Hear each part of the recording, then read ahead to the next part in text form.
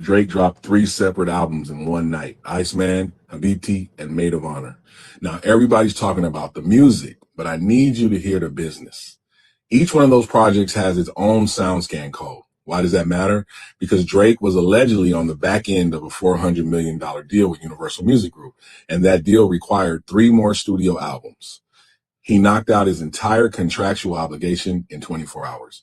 UMG woke up and their biggest artist was already gone. Now he's a free agent. And reportedly, a private equity firm has already put a $2 billion offer on the table. If he takes it, he bypasses the label system entirely and becomes the wealthiest artist in the history of music, more than Jay-Z, more than Taylor Swift. That's not rap beef. That's a hostile takeover. The labels have been doing artists dirty for decades, and Drake just flipped the board on all of them. So here's what went down. All right. So here's my take, right? Shout out to him for this perspective. Nobody wants to get screwed over, especially if you aren't. How can I say this?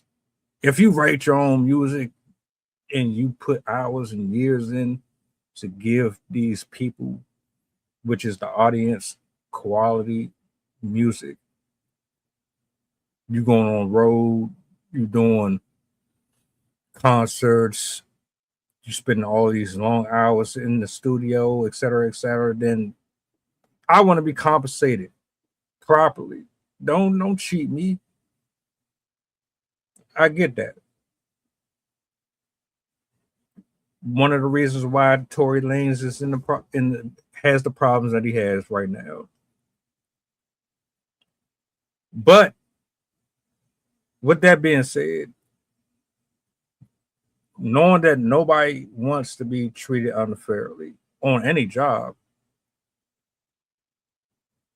sure, you finessed them probably, and you found loopholes and a way to get out of these contractual obligations with this corporation.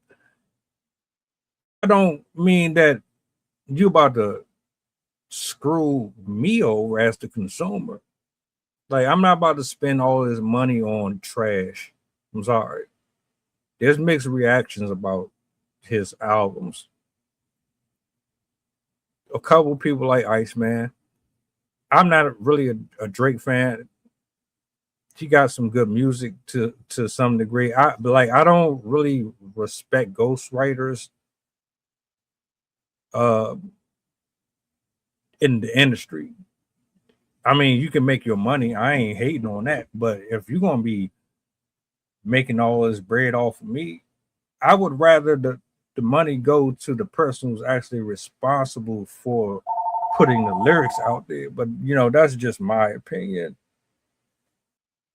Y'all might think differently. Some of y'all don't even care that these people got ghostwriters. I personally couldn't do it. But as much credit as I would like to give him for making the system work for him, I can't really get behind that shit if you got 10, 15 songs and only 2 of them are worth listening to, and I didn't know.